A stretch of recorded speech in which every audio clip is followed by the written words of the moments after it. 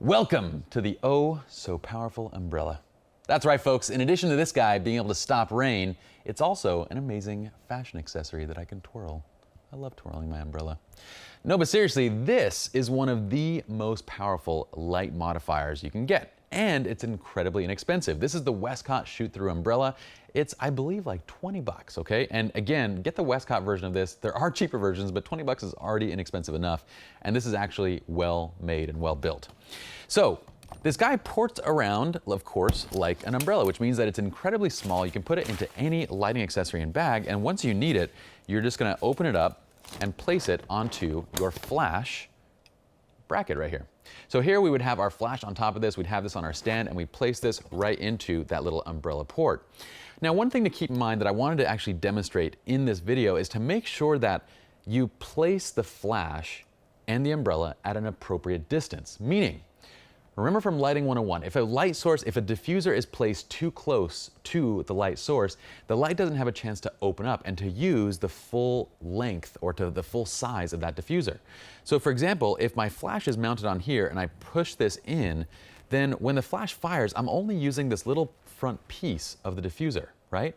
So I need to keep this diffuser further from the flash, and ideally you want to keep the flash zoomed out so that it's basically going to be zoomed like say 24 or whatever wide zoom, so the flash hits the entire umbrella and you end up getting a much softer light. Now, of course, with a softer light, you do have more light fall off, but that's not the point. The point is to get a beautiful soft light. So in this tutorial, I'm going to go ahead and walk through the umbrella in a little situation. What we're doing here is we're shooting a couple's engagement session. This is an actual client.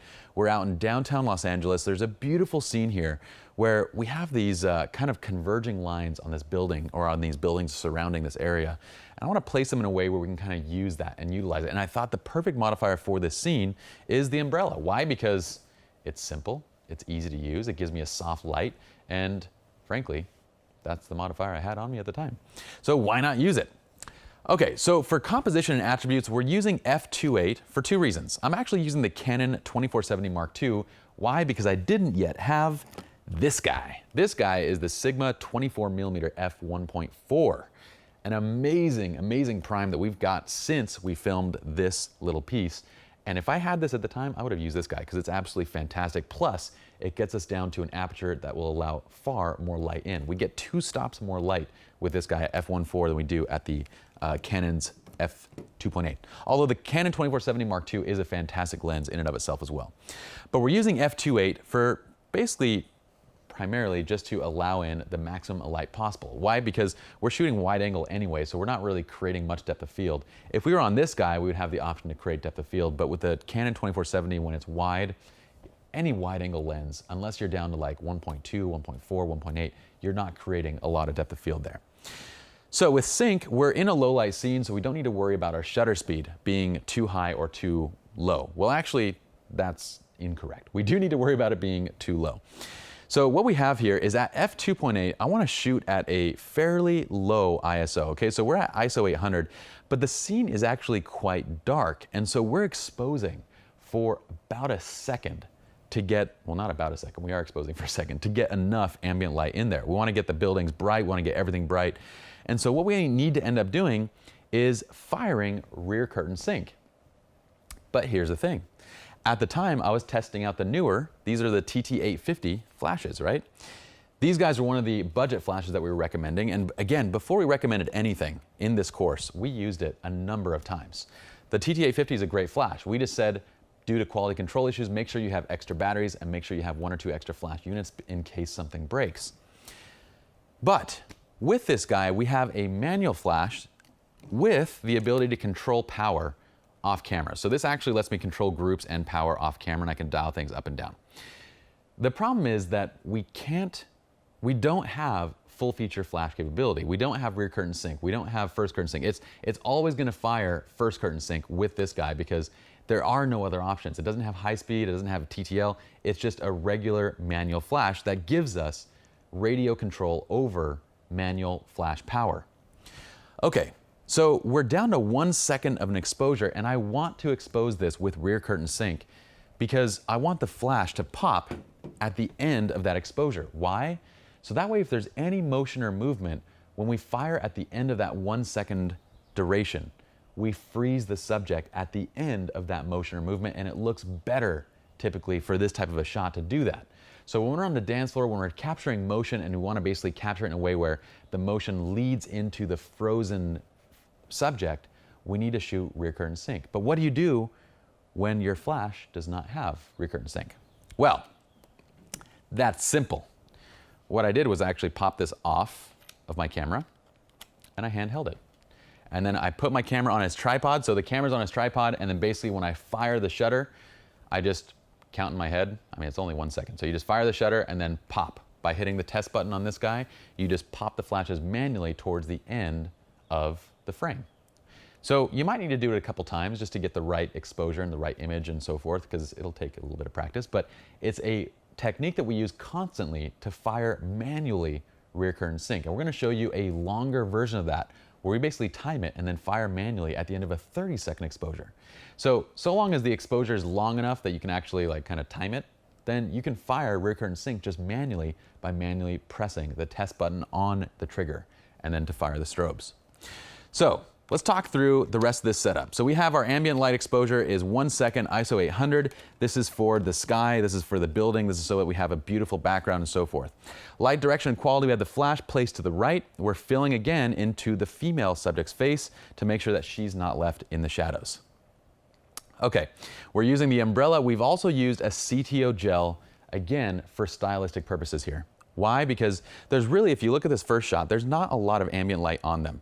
When you see that, the first shot is at 1 second, f2.8, ISO 800. This is at 3000 Kelvin. I pulled it down because I knew right off the bat that I want the background, I want the buildings, I want everything to fall into that nighttime blue. So I'm gonna cool it down right from the beginning. So taking this shot, you see that we don't have a lot of ambient light on them, which means that I can choose whatever color of light I want to put on them because there's not really any existing ambient light color. If there was a lot of existing ambient light color, then we'd have a problem where we basically need to match that ambient light color, otherwise we're going to get mixed lighting. But there's not. So we pop a CTO gel on, we're balanced at 3000 Kelvin, and we get a beautiful warm light on them, we get this beautiful background and so forth, and it looks fantastic. Now with the test shot, we have the camera set on the tripod to prevent camera shake. We end up getting good light power, basically good balance at around 1/8 to 1/16 flash power on the umbrella. The umbrella is placed pretty dang close to them in the scene. It's just right barely out of frame on this right side. So it's pretty close and we get a nice little, you can see how beautifully diffused that light is, and just making sure that the flash is far enough from the, did I say fur? Far enough from, it's far enough from the flash on the bracket will give you a better diffused light. Okay, so light color, we ended up gelling to CTO. We pulled it to 3000 Kelvin to exaggerate the blue tones in the sky. We pose, we frame, we shoot. Now check this out. I marked this image as an X right here. Why do you think that is? The light's good, everything else is good. Well, with this shot, I felt like it looked a little bit unnatural, and it was like, I wanted this kiss to look like it was in the moment, to look like it was passionate, to look like it was bang on. That's a total Top Gear word that I just used right there. Jeremy Clarkson, Top Gear, awesome. Okay, so what I end up doing is I just tell him to, hey, you know what? Get into it, guys, like lean her back a little bit. And he gives her a little bit of a lean and she kind of creates that finishing curve in the spine and it looks beautiful. And it looks so much better, just that subtle shift looks so much better and more natural than this shot. So we end up going with this one. Now, with the framing of the image, do you all notice the framing and the position of the subject? So I actually position the subject in between these converging lines. So these lines are coming down and they open up right here. That's where we basically place the subject, is right between these lines, so that we have this beautiful kind of composition where these lines kind of leading down right into the couple. So use those background elements again to create a stronger image. There was even a subtle backlight coming from some of the street lights, I believe, and we had that backlight kind of landing right on his arm, and it created a nice little rim essentially on his shirt and everything, on his suit jacket. So it looked fantastic. One thing to make sure that you're watching out for is that with that directional light, you need to watch the shadows on their bodies, okay? Just watch the shadows, make sure that the faces aren't covered in any shadows or anything like that.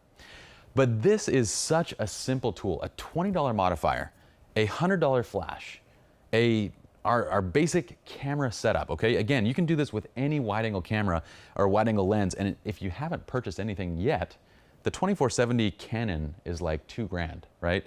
This guy is like less than $1,000, and you get a prime that can open up 2 stops wider. The image quality is impeccable. It is as good, if not better, than the Canon 24-70 Mark II. And we have a fantastic setup with just this simple light setup, okay? So don't discount the umbrella. Now, one thing to keep in mind when it comes to an umbrella is that you do not have a ton of light control. Umbrellas kind of spill everywhere and they kind of fill everywhere, okay? So there's not really a shape to them, they just open up. And of course, wherever it's pointed is gonna be the brightest point, but it's gonna fall off and kind of light that entire area. For this scene, I'm not really worried about that. For this scene, I don't really care about that. I like the fact that, you know, they're the brightest point, we have a little bit of light on the staircase and we have a beautiful shadow and everything like that. But if I wanted to put the light just in one specific spot, then the umbrella would not be the right tool. But in this case, it's absolutely fantastic. When we want the light to open up and to fill an area, the umbrella is an amazing tool. Let's go on to the next video where we show you another fantastic usage of the umbrella.